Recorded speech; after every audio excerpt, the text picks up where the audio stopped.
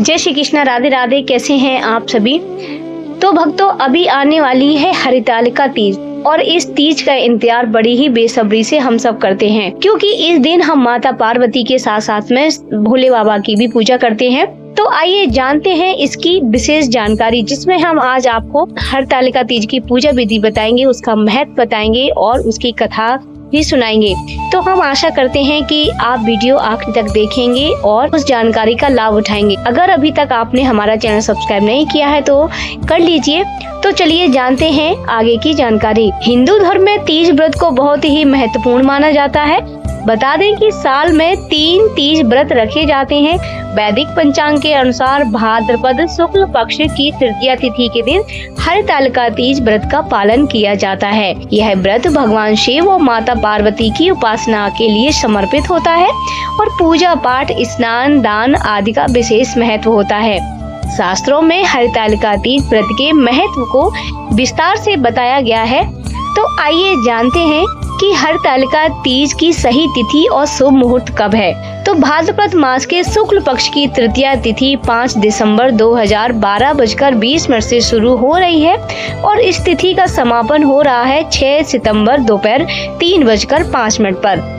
हिंदू धर्म में व्रत और उपवास के लिए उदया तिथि को महत्वपूर्ण माना जाता है। ऐसे में हरितालिका तीज व्रत 6 सितंबर 2024 शुक्रवार को रखा जाएगा। हरितालिका तीज पूजा के लिए सुबह का समय बहुत ही उत्तम माना जाता है। ऐसे में इस दिन शुभ मुहूर्त सुबह 6:05 से 8:35 के बीच रहेगा। पंचांग में यह भी बताया गया है कि इस दिन शुक्ल योग का निर्माण हो रहा है, जो रात्रि 10:15 तक रहेगा और हस्त नक्षत्र भी बन रहा है, जो सुबह 9:30 तक रहेगा। हरितालिका तीज के दिन दान पुण्य को भी महत्वपूर्ण माना जाता है। दान करने के लिए शुभ समय सुबह 11:55 से दोपहर 12:45 तक रहेगा। तो वैसे तो शास्त्रों में तीज व्रत के महत्व को विस्तार से बताया गया है। धार्मिक मान्यताओं के अनुसार हरितालिका तीज के दिन भगवान शिव व माता पार्वती की विधिवत उपासना करने से और माता पार्वती को श्रृंगार का सामान अर्पित करने से पारिवारिक दाम्पत्य जीवन में सुख समृद्धि आती है, साथ ही सभी कष्ट दूर हो जाते हैं। इस विशेष दिन पर दान पुण्य कर्म करने से अक्षय पुण्य की प्राप्ति होती है और देवी देवताओं का आशीर्वाद प्राप्त होता है। संतान प्राप्ति के लिए भी तीज व्रत को बहुत ही उत्तम माना जाता है। हरितालिका तीज के दिन भगवान शिव और मां पार्वती की पूजा अर्चना करने से कुंवारी लड़कियों को जल्द से जल्द विवाह के योग बनते हैं। वही सुहागिन स्त्रियों के द्वारा हरितालिका तीज व्रत करने से अखंड सौभाग्य की प्राप्ति होती है और पति को दीर्घ आयु का आशीर्वाद प्राप्त होता है। इसके अलावा 16 श्रृंगार कर उपासना करने से मां पार्वती प्रसन्न होती है, जिससे उनकी कृपा साधक पर बनी रहती है और वैवाहिक जीवन में खुशियों का आगमन होता है। वैसे हरितालिका तीज का व्रत करवा चौथ और छठ पूजा की तरह ही कठिन माना जाता है, क्योंकि हरितालिका तीज व्रत के दौरान अन्न और जल का सेवन करना वर्जित माना जाता है। तो भक्तों, ये थी विशेष जानकारी हरितालिका तीज के बारे में। तो आइए सुनते हैं हरितालिका तीज व्रत की कथा। हरितालिका तीज व्रत कथा शिवजी ने मां पार्वती को सुनाई थी। शिव भगवान ने इस कथा में मां पार्वती को उनका पिछला जन्म याद दिलाया था। हे गौरा, पिछले जन्म में तुमने मुझे पाने के लिए बहुत छोटी उम्र में कठोर तपस्या और घोर तपस्या की थी। तुमने ना तो कुछ खाया और ना ही कुछ पिया, बस हवा और सूखे पत्ते चबाए। बारिश में भी तुमने जल नहीं पिया। तुम्हें इस हालत में देखकर तुम्हारे पिता दुखी थे। उनको दुखी देखकर नारद मुनि आए और कहा कि मैं भगवान विष्णु के भेजने पर यहाँ आया हूँ।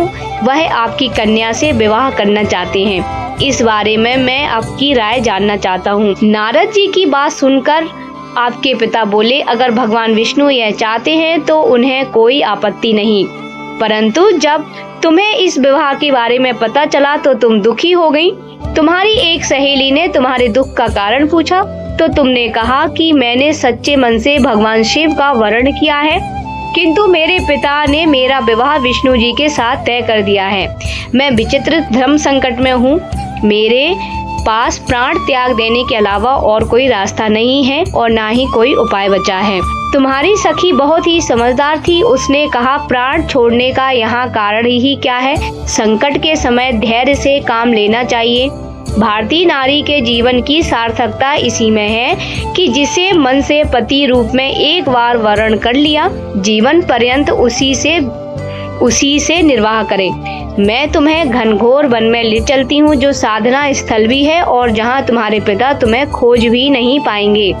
मुझे पूर्ण विश्वास है कि ईश्वर अवश्य ही तुम्हारी सहायता करेंगे। तुमने ऐसा ही किया। तुम्हारे पिता तुम्हें घर में न पाकर बड़े चिंतित और दुखी हुए। उधर तुम्हारी खोज होती रही और इधर तुम अपनी सहेलियों के साथ नदी के तट पर एक गुफा में अपनी आराधना में लीन रहने लगी। तुमने रेत के शिवलिंग का निर्माण किया। तुम्हारी इस कठोर तपस्या के प्रभाव से मेरा आसन हिल गया और मैं शीघ्र ही तुम्हारे पास पहुंचा और तुमसे वर मांगने को कहा। तब अपनी तपस्या से फलीभूत मुझे अपने समक्ष पाकर तुमने कहा, मैं आपको सच्चे मन से पति के रूप में वर्ण कर चुकी हूँ। यदि आप सचमुच मेरी तपस्या से प्रसन्न होकर यहाँ पधारे हैं तो मुझे अपनी अर्धांगिनी के रूप में स्वीकार कर लीजिए। तब तथास्तु कहकर मैं कैलाश पर्वत पर लौट गया। उसी समय गिरिराज अपने बंधु बांधवों के साथ तुम्हें खोजते हुए वहाँ पहुँचे। तुमने सारा वृत्तांत बताया और कहा कि मैं घर में तभी जाऊंगी अगर आप महादेव से मेरा विवाह करेंगे। तुम्हारे पिता मान गए और उन्होंने हमारा विवाह करवाया। इस व्रत का महत्व यह है कि इस व्रत को पूर्ण निष्ठा से करने वाली प्रत्येक स्त्री को मनवांछित फल प्राप्त होता है। इस पूरे प्रकरण में तुम्हारी सखी ने तुम्हारा हरण किया था, इसलिए तुम इस व्रत का नाम हरतालिका तीज व्रत हो गया। इस व्रत से जुड़ी एक मान्यता यह भी है कि इस व्रत को करने वाली स्त्रियां पार्वती जी के समान ही सुख पूर्वक पति रमण करके शिवलोक को जाती हैं। सौभाग्यवती स्त्रियां अपने अखंड स्वभाव को अखंड बनाए रखने के लिए, अविवाहित युवतियां मन मुताबिक वर पाने के लिए हरतालिका तीज का व्रत करती हैं। इस दिन व्रत करने वाली स्त्रियां सूर्योदय से पहले उठ जाती हैं और नहा धोकर श्रृंगार करती हैं। पूजन के लिए केले के पत्तों से मंडप बनाकर गौरी शंकर की प्रतिमा स्थापित की जाती है। इसके साथ ही पार्वती जी को सुहाग का सारा सामान चढ़ाया जाता है। रात में भजन कीर्तन करते हुए जागरण कर एक बार आरती की जाती है और शिव पार्वती विवाह की कथा सुनी जाती है।